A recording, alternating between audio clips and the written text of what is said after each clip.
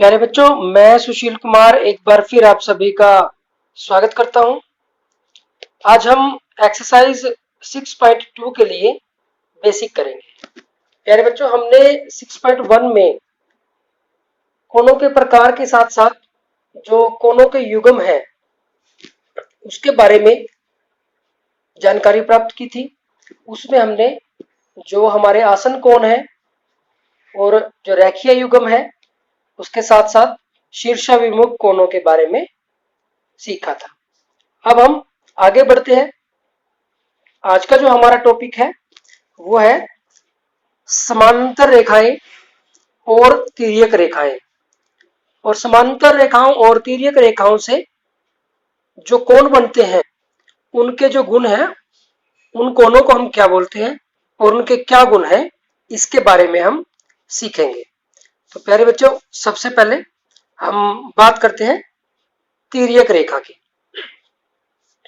तो यहां पे है, आपको याद होगा कि वह रेखा जो दो या अधिक रेखाओं को भिन्न बिंदुओं यानी कि अलग अलग बिंदुओं पर प्रतिच्छेद करती है एक तिर्यक रेखा कहलाती है। या फिर इंग्लिश में बोले तो इसको हम बोलेंगे ट्रांसवर्सल लाइन, सिंपली ट्रांसवर्सल। तो जैसा कि ये हमारे पास आकृति दी हुई है, इस आकृति में अगर हम देखें तो M और N दो रेखाएं हैं जिनको रेखा L कौन कौन से P बिंदु पे और Q बिंदु पे प्रतिच्छेद कर रही है। तो यहाँ पे जो हमारे पास रेखा L है ये तिर्यक रेखा है। तो ये हमारे पास क्या है? तिर्यक रेखा है। अब आप अगर ध्यान से देखें तो ये जो तिर्यक रेखा है उसने इन दो रेखाओं कौन कौन सी रेखाओं के साथ M और N पर ये दो अलग अलग बिंदुओं पर प्रतिच्छेद कर रही है, बिंदु P पे और बिंदु Q पे, बिंदु P पे और बिंदु Q पे। तो इसने इन दो रेखाओं के साथ चार कोण बनाए। तो उनके हमने नाम लिख दिए हैं, कोण 1, कोण 2, कोण 3, कोण 4, इसी तरह से कोण 5, कोण 6, कोण 7 और कोण 8। तो यहाँ पे एक तिर्यक रेखा ने दो रेखाओं को जब भिन्न भिन्न बिंदुओं पर प्रतिच्छेद किया तो यहां से हमें 8 कोण प्राप्त हुए और उनका नाम हमने रख दिया कोण 1, 2, कोण 3, कोण 4, कोण 5, कोण 6, कोण 7 और कोण 8। तो ये जो हमारे पास 8 कोण आए हैं, अब इनको हम किन नामों से जानते हैं उसके बारे में हम बात करेंगे। अब यहाँ पे जो हमारा देखो कोण 1 है, कोण 2 है, कोण 7 है और कोण 8 है। दोबारा से देखते हैं कौन कौन सा कोण? कोण 1, कोण 1, कोण 2, कोण 7 और कोण 8। तो ये जो बाहर की तरफ है, ये जो हमारे पास M और N लाइनें थी, या तो बिल्कुल ऊपर है या बिल्कुल नीचे है, यानी कि जो ये बाहर की तरफ है इन कोणों को हम बोलेंगे बाह्य कोण, एक्सटीरियर एंगल्स। तो इनको हम बोलेंगे एक्सटीरियर एंगल। ठीक इसी तरह से रेखा M और रेखा N पर जो कोण अंदर की तरफ है, कौन कौन से हैं? कोण 4, कोण 3, कोण 5 और कोण 6। दोबारा से देखते हैं कौन कौन से कोण? कोण 3, कोण 4, कोण 5 और कोण 6।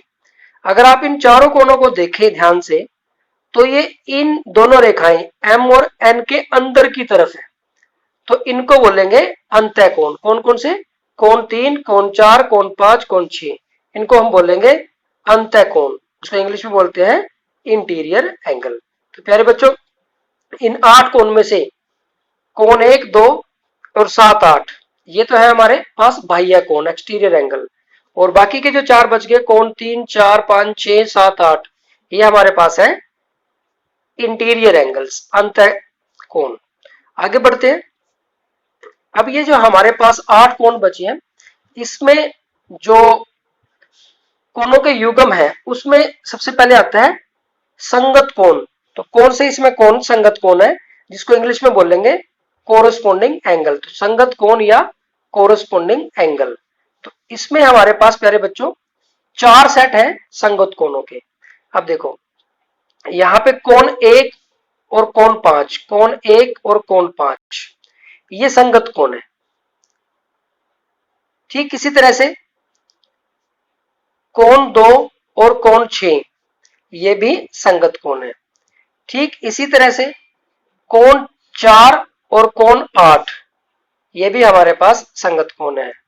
और कोण 3 और कोण 7 ये भी हमारे पास संगत कोण है। अब आप देखो संगत कोण अगर हम देखें तो जो ये हमारी तिर्यक रेखा है,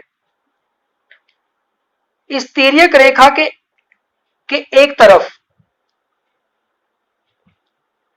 अगर ऊपर वाले कोण जिन दो रेखाओं को प्रतिच्छेद किया है, कौन कौन सी रेखाओं को प्रतिच्छेद किया है, एम और एन को। अब अगर हम इस तिर्यक रेखा के एक ही और हमारे कौन से कोण है, या तो कोण है हमारा 1 4 5 और 8, या फिर हमारे पास कोण है 2 3 6 7। तो इस तिर्यक रेखा के एक ही ओर उसने जब दो रेखाओं को प्रतिच्छेद किया दो भिन्न बिंदुओं पे, तो अगर ऊपर का कोण लिया है हमने तो इसके साथ ऊपर वाला लेना पड़ेगा। तो कोण 1 और 5 संगत कोण। ठीक इसी तरह से अगर हमने उसी तरफ नीचे का कोण लिया है तो दूसरी लाइन के लिए भी नीचे का ही कोण हमें लेना पड़ेगा। तो यहाँ पे हमारे पास कोण 4 और कोण 8।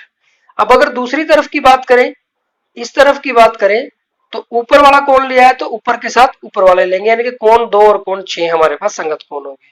और नीचे का कोण अगर हमने लिया है तो कोण 3 और कोण 7 हमारे पास संगत कोण होंगे। तो प्यारे बच्चों ये हो गया हमारे पास संगत कोण। तो इन 8 कोणों से हमें 4 युग्म प्राप्त हो गए संगत कोण। आगे बढ़ते एकांतर अंतःकोण क्या होते हैं इसके बारे में सीखते हैं। हमने सीखा था कि जो अंतःकोण है वो कौन कौन से हैं। अंतःकोण है हमारे पास कोण 3, कोण 4, कोण 5 और कोण 6, ये हमारे पास अंतःकोण है। अब इसमें से एकांतर अंतःकोण कौन से होंगे, यहां से आप इस तरह से डायगोनली चलेंगे तो कोण 3 और कोण 5 ये हमारे पास एकांतर अंतःकोण है। ठीक इसी तरह से कोण 4 और कोण 6, कोण 4 और कोण 6 ये हमारे पास एकांतर अंतःकोण है। तो एकांतर अंतःकोण कौन से हुए हमारे पास, कोण 3 और कोण 5 एकांतर अंतःकोण। ठीक इसी तरह से कोण 4 और कोण 6 क्या हो जाएंगे हमारे पास एकांतर अंतःकोण हो जाएंगे। अब इसमें एक बात नोट करने वाली है, जो एकांतर अंतःकोण इसके लिए जो आगे हम क्वेश्चंस करेंगे सिंपली एकांतर कोण ही लिखा जाएगा। यहाँ पे एकांतर कोण ही हम शब्द यूज करेंगे बहुत जगह। मतलब एकांतर अंतःकोण अगर कहीं पे लिखा हुआ है तो एकांतर कोण अगर कहीं पे लिखा हुआ है तो उसका मतलब एकांतर अंतःकोण से ही है। आगे बढ़ते हैं प्यारे बच्चों। यहाँ पे अब आ जाता है एकांतर बाह्य कोण। अब हमने सीखा था कि बाह्य कोण कौन से है हमारे पास, कोण 1, कोण 2, कोण 7 और कोण 8। अब इसमें एकांतर बाह्य कोण कौन से होंगे, तो डायगोनली चलेंगे तो 1 और 7, कोण 1 और कोण 7 ये एकांतर बाह्य कोण है। ठीक इसी तरह से कोण 2 और कोण 8 ये हमारे पास कौन से कोण हो जाएंगे, एकांतर बाह्य कोण हो जाएंगे, अल्टरनेट एक्सटीरियर एंगल्स। उसके बाद आ जाता है हमारे पास तिर्यक रेखा के एक ही ओर के अंतःकोण। तिर्यक रेखा के एक ही ओर के अंतःकोण। अब देखो तिर्यक रेखा के एक ही ओर के कोण ये है, कोण 1 4 5 और 8। ठीक इसी तरह से कोण 2 3 6 और 7, तो ये एक ही ओर के कोण है। अब इसमें से कौन से कोण की बात कर रहा है, तिर्यक रेखा के एक ही ओर के अंतःकोण। तो अंतःकोण कौन से हुए, 4 और 5। तो एक तो हो गया हमारे पास कोण 4 और कोण 5 का सेट हो गया। ठीक इसी तरह से दूसरी तरफ अगर बात करें तो ये हमारे पास सेट हो जाएगा कोण 3 और कोण 6। तो ये हो गया हमारे पास तिर्यक रेखा के एक ही ओर के अंतःकोण। अगर इसी तरह से हम तिर्यक रेखा के एक ही ओर के बाह्य कोण की बात करें तो वो हो जाएंगे हमारे पास कौन से, कोण 1 और कोण 8 तिर्यक रेखा के एक ही ओर के बाह्य कोण। ठीक इसी तरह से तिर्यक रेखा के एक ही ओर के बाह्य कोण कोण 2 और कोण 7 ये सेट भी हमारे पास बन जाएंगे। तो इतना ज्यादा इनका यूज नहीं है। तो तिर्यक रेखा के एक ही ओर के अंतःकोण ये ज्यादा यूज होंगे, तो इसके बारे में हमने लिखा है यहाँ पे। आगे बढ़ते हैं प्यारे बच्चों। तो हमने 4 सेट अभी तक किए हैं। इसमें सबसे पहले है संगत कोण कौन से थे, संगत कोण थे हमारे पास कोण 1 और कोण 5, इसी तरह से कोण 2 और कोण 6, कोण 3 और कोण 7, कोण 4 और कोण 8। तो ये हमारे पास संगत कोण थे। एकांतर अंतःकोण कौन से थे? कोण 4 और कोण 6, ठीक इसी तरह से कोण 3 और कोण 5। उसके बाद एकांतर बाह्य कोण कौन से थे? एकांतर बाह्य कोण 1 और कोण 7, कोण 2 और कोण 8। तो ये एकांतर बाह्य है। तिर्यक रेखा के एक ही ओर के अंतःकोण कौन से थे? कोण 1 और एक ही ओर के अंतःकोण कोण 4 और कोण 5 और कोण 3 और कोण 6। तो ये हमारे पास एक ही ओर के अंतःकोण थे। प्यारे बच्चों, इससे आगे हम बढ़ते हैं। अब जो यहाँ पे तिर्यक रेखा के एक ही ओर के अंतःकोण को, जो तिर्यक रेखा के एक ही ओर के अंतःकोण है यानी कि कोण 4 और कोण 5, कोण 3 और कोण 6 को कर्मागत अंतःकोण या फिर संबंधित कोण या फिर सह अंतःकोण भी कहा जाता है, सह अंतःकोण भी कहा जाता है। साथ ही अनेक बार हम एकांतर अंतःकोणों के को जब हम लिखेंगे तो बस एकांतर कोण से ही हम इसको लिखेंगे। आगे बढ़ते हैं। यहां पे रहता है अब हमारे पास संगत कोण अभिगृहित। तो संगत कोण अभिगृहित क्या कहता है कि यदि एक तिर्यक रेखा दो समांतर रेखाओं को प्रतिच्छेद करे। एक तिर्यक रेखा है हमारे पास, कौन सी तिर्यक रेखा है? एल। और दो समांतर रेखाएं कौन सी है? एम और एन। तो यदि एक तिर्यक रेखा दो समांतर रेखाओं को प्रतिच्छेद करती है तो इस प्रकार जो संगत कोणों के युग्म होंगे वो हमारे पास कैसे होंगे? बराबर होंगे। संगत कोणों के युग्म बराबर होंगे यानी कि कोण 1 कोण 5 के बराबर होगा, कोण 2 कोण 6 के बराबर होगा, कोण 3 कोण 7 के बराबर होगा, कोण 4 और कोण 8 के बराबर होगा। तो ये हमारे पास संगत कोण अभिगृहित है। तो क्या कहता है कि तिर्यक रेखा दो समांतर रेखाओं को प्रतिच्छेद करे तो संगत कोण का प्रत्येक युग्म कैसा होगा? बराबर होगा। जितने भी संगत कोणों के युग्म होंगे वो सारे के सारे आपस में बराबर होंगे। आगे बढ़ते हैं। अब यहाँ पे जो अभिगृहित 6.3 है वो ये कहता है कि यदि एक तिर्यक रेखा दो समांतर रेखाओं को प्रतिच्छेद करे तो संगत कोणों का प्रत्येक युग्म बराबर होता है। तो ये इसको हम संगत कोण अभिगृहित भी कह देते हैं। इसको हम संगत कोण अभिगृहित भी कहते हैं। इसका जो विलोम है वो भी सही है। इसका जो विलोम है वो भी सत्य है।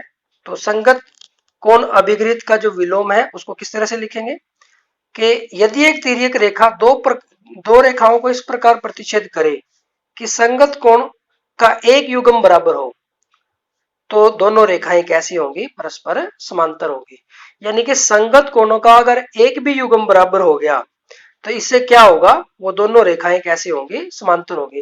यानी कि यहां से एक बात और पता चलती है कि अगर संगत कोणों का एक युग्म बराबर हो गया तो इसका मतलब सारे युग्म आपस में बराबर हो जाएंगे और वो रेखाएं भी कैसी हो जाएंगी? समानांतर रेखाएं हो जाएंगी। आगे बढ़ते हैं एक और इंपॉर्टेंट रिजल्ट की तरफ। इसमें कहा गया है कि यदि एक तिर्यक रेखा दो समांतर रेखाओं को प्रतिच्छेद करे तो एकांतर अंतःकोणों का प्रत्येक युग्म बराबर होता है। यानी कि एकांतर अंतःकोणों का प्रत्येक युग्म बराबर होता है। यानी कि कोण 4 और कोण 6 बराबर होंगे। ठीक इसी तरह से कोण 3 और कोण 5 भी आपस में बराबर होंगे। एकांतर अंतःकोण कौन से हैं? कोण 3 और कोण 5। इसी तरह से कोण 4 और कोण 6। तो कोण 4 कोण 6 के बराबर हो जाएगा, कोण 3 कोण 5 के बराबर हो जाएगा। ठीक इसी तरह से इसका विलोम बन जाएगा कि यदि एक रेखा दो रेखाओं को प्रतिच्छेद करे, इस प्रकार प्रतिच्छेद करे कि एकांतर अंतःकोण का एक युग्म बराबर हो तो वो दोनों रेखाएं कैसी हो जाएंगी? समांतर रेखाएं हो जाएंगी। तो इसका जो विलोम है वो बन जाएगा। तो यहाँ पे हमने उसकी बात की है, ये तो हमने अभी किया है 6.2। तो अब यदि एक तिर्यक रेखा दो समांतर रेखाओं को इस प्रकार प्रतिच्छेद करे कि एकांतर अंतःकोण का एक युग्म बराबर हो तो दोनों रेखाएं समानांतर होती हैं। तो यहां से इसका ये विलोम बन गया, 6.2 का विलोम बन जाता है। इस प्रकार आप तिर्यक रेखाओं के एक ही ओर के अंतःकोणों से संबंधित निम्नलिखित दो परिमेय कर सकते हैं। तो इसके बाद इसने और आगे इसको एक्सटेंड किया है कि 6.4 में क्या कहा गया है कि यदि एक तिर्यक रेखा दो समांतर रेखाओं को प्रतिच्छेद करे तो तिर्यक रेखा के एक ही ओर का के अंतःकोणों का प्रत्येक युग्म समपूरक होता है। तो इसको और आगे बढ़ा दिया, क्या कहा गया है कि यदि एक तिर्यक रेखा दो समांतर रेखाओं को प्रतिच्छेद करे तो तिर्यक रेखा के एक ही ओर के अंतःकोण, तभी तो हमने एक ही ओर के अंतःकोण की बात की थी, का जो प्रत्येक युग्म है वो कैसा होता है, संपूरक होता है। संपूरक मतलब यानी कि उनका जो जोड़ होगा वो कितना होगा, 180 डिग्री होगा। यहाँ पे इसने क्या बात कही है, इसने कहा है कि ये हमारे पास दो समानांतर रेखाएं हैं, ये हमारे पास एक तिर्यक रेखा है, ये हमारे पास समांतर रेखाएं हैं, तो एक ही ओर के अंतःकोण यानी कि इन दोनों कोणों की बात हो रही है। अगर इन दोनों कोणों का जोड़ 180 डिग्री है, इन दोनों कोणों का जो जोड़ है वो 180 डिग्री होगा, यानी कि संपूरक होगा।